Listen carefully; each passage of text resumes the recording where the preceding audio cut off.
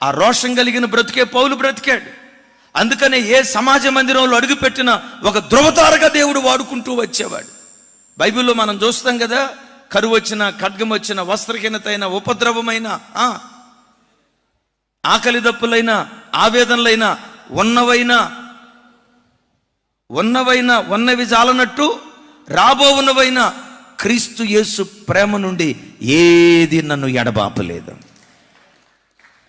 వాక్యం వింటున్న ప్రభు బిడ్డలారా, భౌతికంగా నువ్వు అనుభవించే స్థితిగతులు నీ భక్తి మీద ప్రభావితం చూపకూడదు. ఇచ్చిన ఆయన దేవుడే, ఇవ్వకపోయినా ఆయన దేవుడే. ప్రతి ప్రార్థనకు జవాబిచ్చిన ఆయనే నీ దేవుడు. ప్రార్థనకు జవాబు ఇవ్వకపోయినా గుండె పగిలి గూడు చెదిరిన ఇజ్రాయేలు వినుము, నీ దేవుడైన యెహోవా అద్వితీయ దేవుడు, ఆయన తప్ప మరొక ఆధారం లేదని ఆ పరిస్థితిలో కూడా సమాజ మందిరంలాగా ప్రభు కొరకు మనం నిలవబడుదుంగాక.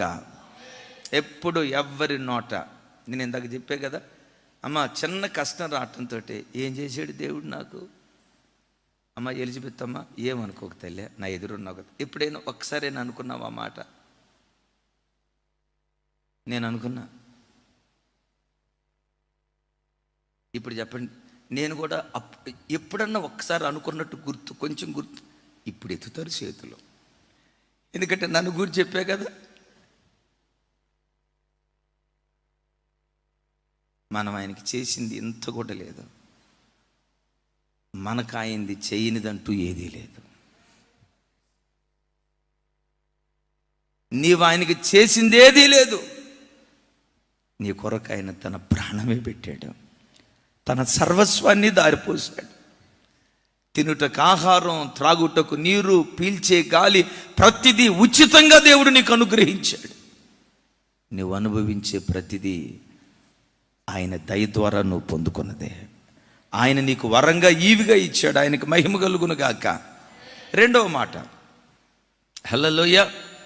ఈ సమాజ మందిరాలు నేర్పే పాఠం, ఇశ్రాయేలు ప్రజలు ఎక్కడికి వెళ్ళినా, ఏ దేశానికి వెళ్ళినా వారితో పాటు వారి దేవుణ్ణి మోసుకొని వెళ్ళేవాళ్ళు. గమనించండి, గూడు చెదిరినా, బ్రతుకు చెదిరినా భక్తి చెదరలేదు.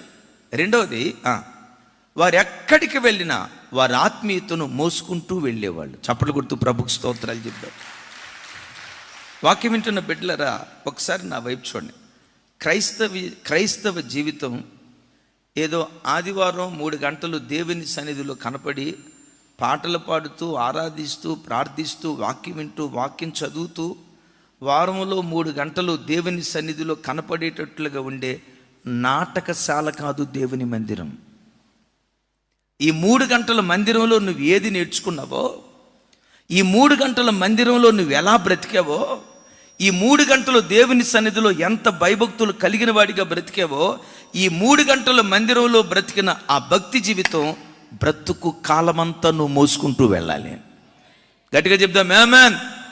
క్రైస్తవ్యాన్ని, భక్తి జీవితాన్ని ఏ ఒక్క నాటికి బిడ్డలరా, ఆదివారం మందిరానికి వచ్చినప్పుడు, ఉపవాస ప్రార్థనకు మందిరానికి వచ్చినప్పుడు దేవుడు భక్తి కలిగిన వారిగా దేవుని మందిరంలో కూర్చోవటమే కాదు, ఇక్కడ ఎలా నువ్వు బ్రతికావో ప్రాణం పోయే ఆఖరి క్షణం వరకు ఆ భక్తిని మోసుకుంటూ మనం దేవుని సన్నిధిలో సాగిపోయే వారిగా ఉండాలి.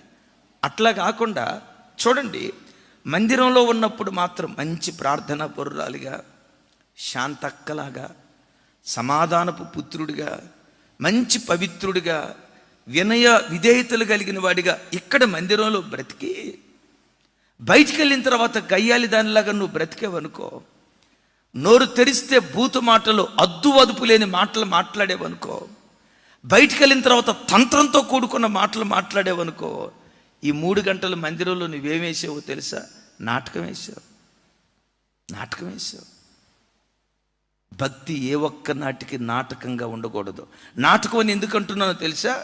ఆ నాటకంలో ఒకడు పాత్ర పోషిస్తాడు. ఎట్లా? పాస్టర్గా పాత్ర పోషిస్తాడు. ఆ 3 గంటలు పాస్టర్గా పాత్ర పోషించాడు. దిగిపోయిన తర్వాత పాస్టర్ని అంటాడా? అన్నా జనాలు ఒప్పుకోరు. వింటున్నారా? నాటకంలో ఆ 3 గంటల సేపే పాత్ర పోషిస్తాడు. క్రైస్తవ జీవితం నాటకం కాదు. దేవుని సన్నిధికి వచ్చిన తర్వాత దేవునిలో నువ్వు ఎలా ఉన్నావో బ్రతుకు కాలమంతా ఎక్కడికి వెళ్ళినా దేవునికి నీకు విడదీయని పెనవేయబడిన బాంధవ్యం ఉండునుగాక. ఎలాంటి బాంధవ్యం దేవునికి నీకు ఉండాలి? యూదులు ఎక్కడికి వెళ్ళినా వాళ్ళ దేవుని మోసుకుంటూ వెళ్ళారు, వాళ్ళ భక్తిని మోసుకుంటూ వెళ్ళారు, వాళ్ళ విశ్వాసాన్ని మోసుకుంటూ వెళ్ళారు. లోకం ఏమంటుందో తెలుసా?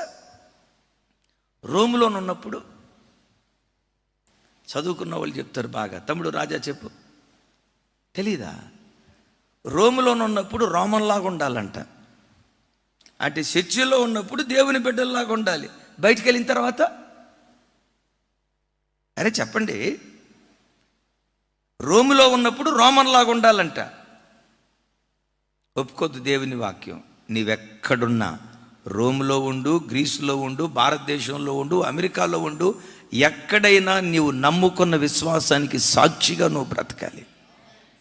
కొంతమందిని చూస్తాను, భక్తి కలిగిన బిడ్డలు మందిరానికి వచ్చేటప్పుడు ఎట్లా సింపుల్గా ఉంటారో, బయట ఎక్కడ చూసినా లోకపు అలంకరణలు పెట్టుకోకుండా, లోకపు ఈ విపరీతమైన వీటిని చేసుకోకుండా ఎక్కడికి వెళ్ళినా దైవభక్తి కలిగిన బిడ్డల్లాగే బ్రతుకుతూ ఉంటారు. చాలా సంవత్సరాల క్రితం ఒక చోట పెంతుకోసి చర్చి, మంచి పెంతుకో మొత్తానికి వెళ్ళాను. వాళ్ళ అమ్మాయి మ్యారేజ్ అయింది. వాళ్ళ ఫోటోలు తీసుకొచ్చి నాకు చూపించబోతున్నారు. ఆ ఇంటి ఆవిడ అంటుంది, అయ్యగారికి చూపించొద్దు అంటుంది. వాడు ఆల్రెడీ నాకు తీసుకొచ్చి ఇచ్చాడు. ఆ ఫోటోలు చూస్తూ ఉంటే ఒక్క మొహం కూడా నాకు తెలిసిన మొహం కనపట్ల. ఎవరమ్మా ఏమా అంటే ఆ ఎదురామంటది, నేనే నన్నయ్య. అమ్మ మరి ఈ ఫోటో కాదు, ఈ ఒరిజినల్ దాంట్లో ఇవి లేవుగా, ఈ ఒరిజినల్ దాంట్లో ఇవి లేవుగా. అన్నయ్య రోములో ఉన్నప్పుడు రోమన్లాగా ఉండాలి అన్నయ్య. వినండి, రోములో ఉన్నప్పుడు నాకు అర్థం కాక, రోములో ఉన్నప్పుడు రోమన్లాగా ఉంటాం ఏంటమ్మా? పెళ్ళికి వెళ్ళినప్పుడు దానికి తగ్గట్టుగా ఉండాలి, చర్చికి వచ్చినప్పుడు మాత్రం. క్రైస్తవుడు యూదుడు ఓసరవెల్లిలాగా రంగు మార్చడు. ఎక్కడున్నా తన భక్తి విశ్వాసాలు ప్రజల మధ్యలో కనపరిచే సమాజ మందిరం ఇది. బిడ్డలారా, యేసయ్యతో నీకుండాల్సిన బంధం, యేసయ్యతో నీకుండాల్సిన బాంధవ్యం. నా మాట గమనించండి. నువ్వు ఒక ఉపదేశం విని ఒక సత్యాన్ని కట్టుబడి క్రైస్తవుడంటే ఇలా ఉండాలి. ఇప్పుడు నా వరకు నేను ఎందుకు కోటేసుకోను తెలుసా? కోటేసుకోవటం తప్పని కాదు. నేను సూటు బూటు అట్టహాసంగా ఎందుకు ఉండనో తెలుసా? చాలామందికి ఉండే అభిప్రాయం ఏంటంటే పాస్టర్ అంటే ఆ రేంజ్లో ఉంటేనే ప్రజలు గౌరవిస్తారు. నేనంట, ప్రజలకు కావాల్సింది పాస్టర్ గారి కోట, పాస్టర్ గారి నోట నుండి వచ్చే దేవుని వాక్క. గట్టిగా చెప్పాలి. పాస్టర్ గారి బూట్లు విశ్వాసులకు కావాలా? పాస్టర్ గారి నోట నుంచి వచ్చే దైవ వాక్కు కావాలా? ఇంకోసారి, పాస్టర్ గారు అట్టహాసం రెట్టమతంగా ఉన్నాడు ప్రజలకు కావాలా? వెనక డెకరేషన్ బాగుందా లేదా? మనిషి రిచ్గా ఉన్నాడా లేదా? పాస్టర్ గారి రిచ్నెస్ కావాలా? దైవ సేవకుడిని నోట నుంచి వచ్చే జీవము కలిగిన వాక్కు కావాలా? మీరు చూడండి, రాగల దినాల్లో దేవుని కృపను బట్టి ఇంకా వేసుకునే బట్టలు మొదలుకొని ప్రతి నా వ్యక్తిగతంగా వాడుకునే ప్రతి వస్తువు వరకు కూడా రోజు రోజుకు దాని నాణ్యత తగ్గునుగాక. అక్కడ కూడా తగ్గిద్ది అంతే. ఎందుకంటే నా చొక్కా జోలి మీకెందుకు? అసలు నా చొక్కాని పట్టించుకునే దేవుడు.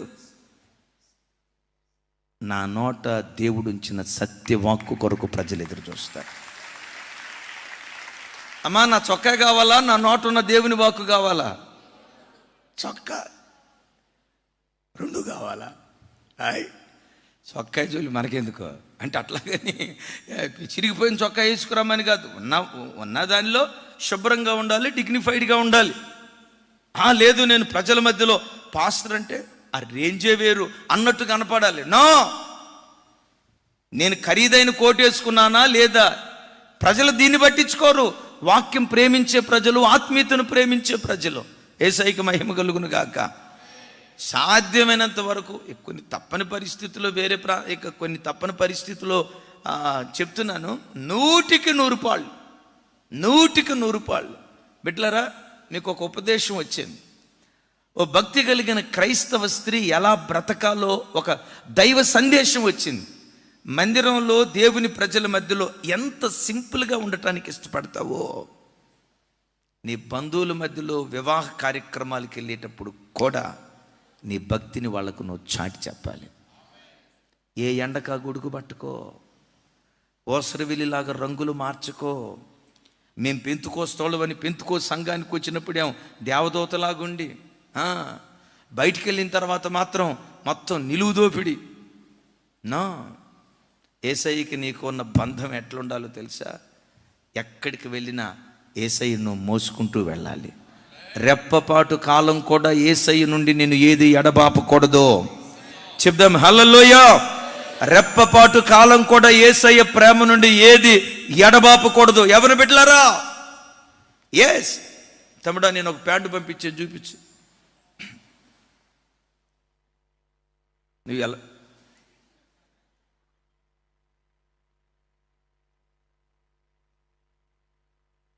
చర్చికి వచ్చేటప్పుడేమో ఫుల్ వైట్ వేసుకొని, చర్చికి వచ్చేటప్పుడేమో నిండు బట్టలు వేసుకొని, అమ్మ వేస్తారు ఇంతలే ఆనంద్ గారు వేస్తారు ఇన్నమ్మా.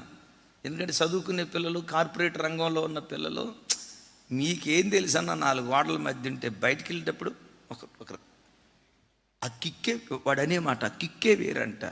మరి నీ జుట్టు చూసే దేవుడురా. చూడండి, చర్చికి వచ్చేటప్పుడు మంచి బట్టలు వేసుకొని వస్తారు పెంతుకొస్తే బ్యాచ్ కొంతమంది.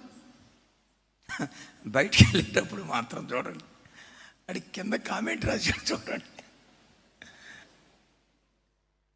జాతి తమ్ముడు, అది చదివిదని అర్థం చెప్పు, చదివి అర్థం చెప్పు, మైకులో చదువు.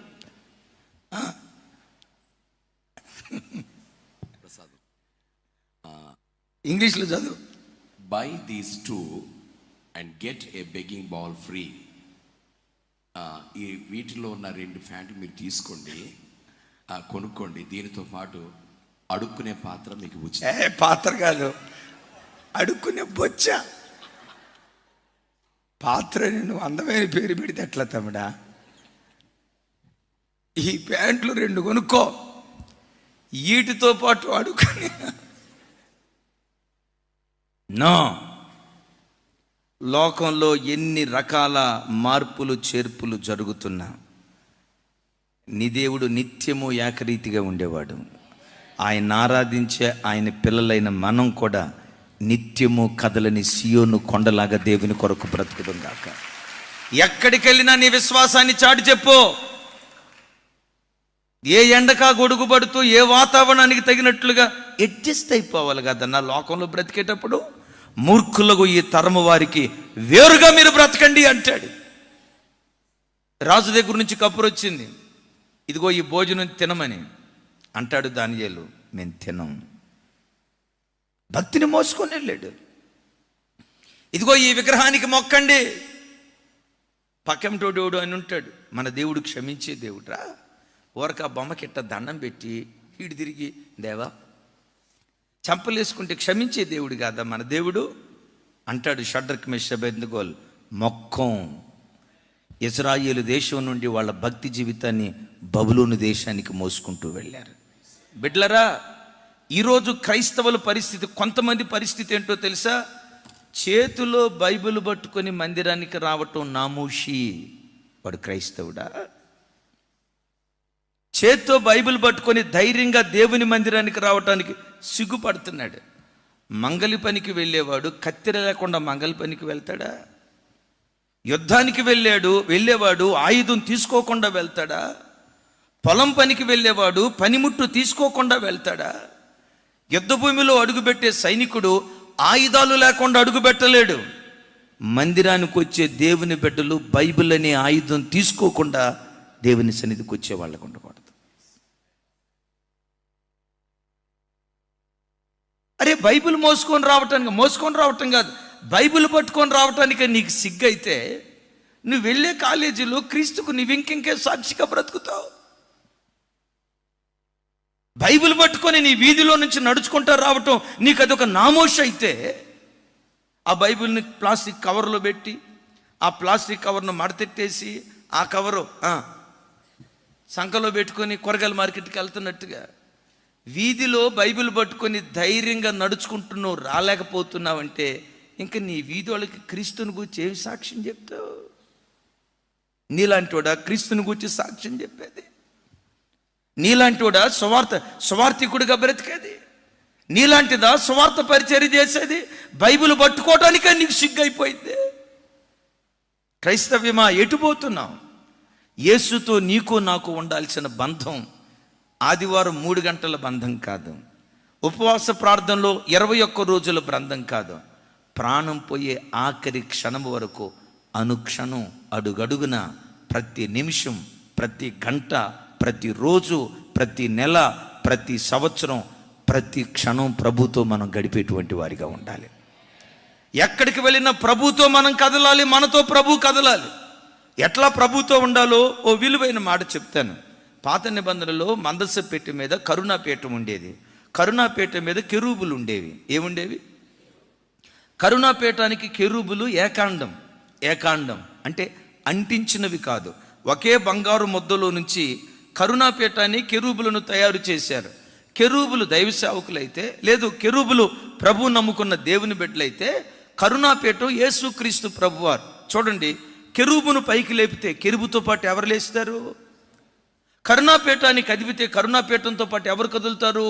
కెరూబులు కదులుతాయి. అంటే కరుణాపీఠం లేకుండా కెరూబు లేదు, కెరూబు లేకుండా కరుణాపీఠం లేదు.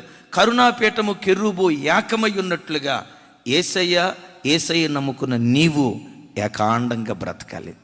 రెప్పపాటు కాలం కూడా ఆయన లేకుండా నువ్వు బ్రతకొద్దు. ఎక్కడికి వెళ్ళినా ఆయనను మోసుకుంటూ మనం వెళుదుంగాక. యేసయ్య ద్రాక్షావల్లి, మనం ఆయనలో ఉన్న. ఇప్పుడు చెట్టు కదిలింది అనుకోండి, చెట్టుతో పాటు ఏం కదిలిద్ది? కొంచెం గట్టిగానండి. ఆ తీగెవరు? అమ్మా థ్యాంక్ యూ తల్లి. తీగెవరు? ఎలిజబెత్ అక్క.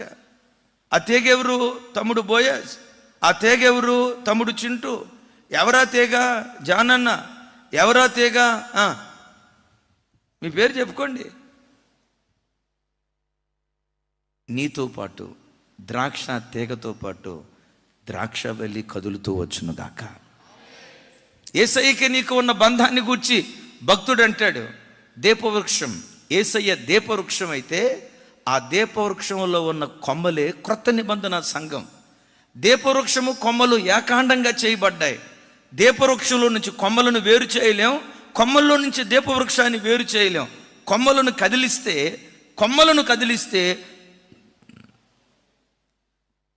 హల్లెలూయా, కొమ్మలను కదిలిస్తే కొమ్మలతో పాటు దీపవృక్షం కదులుతుంది. వాక్యం వింటున్న ప్రభు బిడ్డలారా, యేసు లేని ఒక గడి అయినా నీ బ్రతుకులో ఉండకూడదు. యేసు లేని రోజు ఒక్కటి కూడా నీ బ్రతుకులో ఉండకూడదు. కాలేజీకి వెళ్ళినా యేసును మోసుకుంటూ మనం వెళ్దాం. ఉద్యోగానికి వెళ్ళినా యేసును మోసుకుంటూ వెళ్దాం. వ్యాపారానికి వెళ్ళినా యేసును మోసుకుంటూ వెళ్దాం. బ్రతుకులు చెదిరిపోయాయి, భక్తి చెదిరిపోలేదు. ఆమేన్ చెప్దాం, ఆమేన్. అదే సమాజ మందిరాలు సాక్ష్యం ఇస్తున్నాయి. అంతేనా? వాళ్ళ బ్రతుకులు చెదిరిపోయి ప్రపంచ దేశాలకు చల్లా చెదిరైపోయారు. వారు ఎక్కడికి వెళ్ళినా వాళ్ళ భక్తిని మోసుకుంటూ వెళ్ళారు. Praise the Lord. 3వ మాట బహు చక్కటి మాట. వారి చుట్టూ ఉన్న వాతావరణం వారి భక్తిని భంగపరచలేదు. ఆమేన్. ఇప్పుడు నా వైపు చూడండి. ఆ రోజుల్లోనైనా ఈ రోజుల్లోనైనా యోధా ప్రజలు ఏ దేశంలో నివసించే వాళ్ళు ఎక్కువగా? ఇజ్రాయేల్ దేశంలో. ఆ యోధా సంబంధమైన సాంప్రదాయాలు ఎక్కడ జరిగేవి? ఇజ్రాయేల్ దేశంలో. ఇక తతిమా దేశాలన్నీ అన్ని దేశాలే కదా.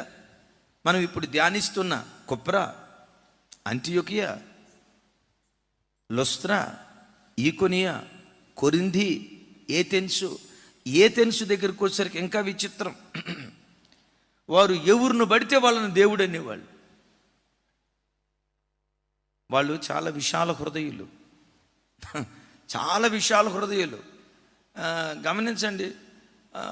అనుకోండి, రత్నాకర్ గారు ఏదన్నా ఒక పుణ్యకార్యం చేశాడు అనుకోండి. రత్నాకర్ గారు ఏదన్నా ఒక పుణ్యకార్యం అక్కడ బోరు ఏమంటారు హ్యాండ్ పంప్ వేయించాడు అనుకోండి. ఇక వెంటనే రత్నాకర్ గారి విగ్రహం ఒకటి తయారు చేసి ఒక దిమ్మి మీద పెట్టి కింద రాసేవాళ్ళు, శ్రీ శ్రీ శ్రీ శ్రీ శ్రీ శ్రీ శ్రీ శ్రీ శ్రీ శ్రీ శ్రీ శ్రీ శ్రీ శ్రీ శ్రీ అది చదివేసరికి సంవత్సరం అయిపోద్ది. శ్రీ శ్రీ శ్రీ శ్రీ శ్రీ రత్నాకర్ మహాదేవులు వారు అంటాడు. గమనించండి, ఇప్పటికి పెట్టి పెట్టి ఇంకా కొత్త దేవుడు వస్తాడేమోనని చెప్పి విచిత్రం చూడండి.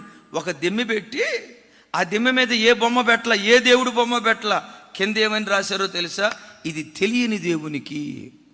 మరి తెలియని దేవుడు ఎట్టుంటాడు రా అంటే రేపు వచ్చి నేను దేవుడిని అన్నావా, నీ బొమ్మ కూడా పెడతాడు, పూజ చేస్తారు. కొంతమంది ఎట్టా చూస్తున్నారంటే అది ఎక్కడో చెప్పండి అన్న.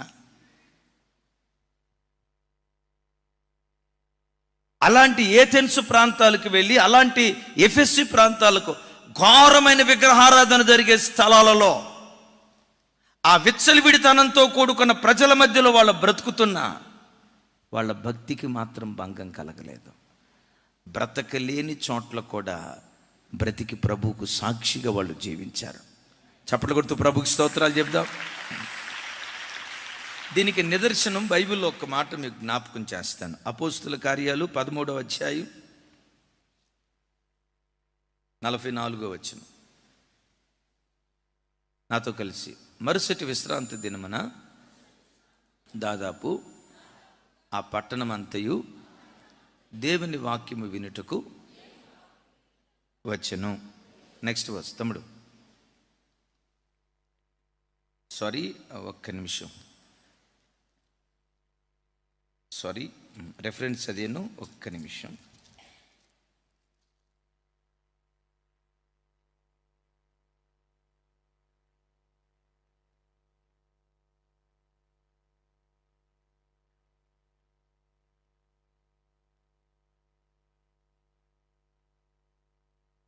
నలభై 43వ వచనం. 43 నేను చదువుతాను. బహు విలువైన మాట. నాతో కలిసి అందరూ ఈ మాట చెప్పడానికి ప్రయత్నం చేయండి.